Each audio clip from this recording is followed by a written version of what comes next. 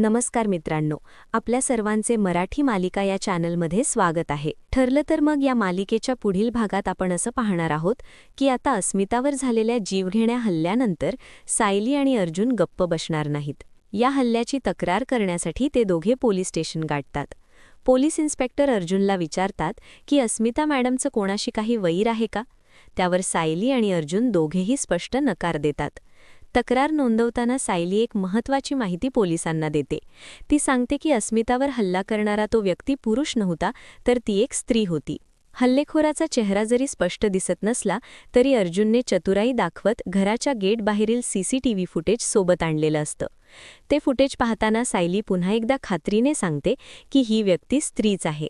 दुसरीकडे पोलिसांच्या डोळ्यात धूळ फेकण्यासाठी साक्षीने वकिलाचं वेषांतर केलं आहे. ती तोंडावर मास्क लावून महिपत शिकरेला भेटण्यासाठी पोलीस स्टेशनमध्ये येते. अर्जुन आणि सायली पोलीस स्टेशनमधून बाहेर पडत असतानाच समोरून साक्षी येते.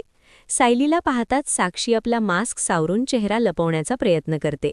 साक्षीने स्वतःला लपवण्याचा प्रयत्न केला असला तरी सायलीची नजर थेट तिच्या डोळ्यांवर खेळते. त्या नजरेत सायलीला काहीतरी ओळखीचं जाणवतं. आता साक्षीने केलेला हा वेषांतर आणि तिचा हा कट सायलीच्या लक्षात येईल का? केवळ डोळ्यांवरून सायली साक्षीला ओळखू शकेल का? बघूया पुढच्या भागात. तोपर्यंत धन्यवाद.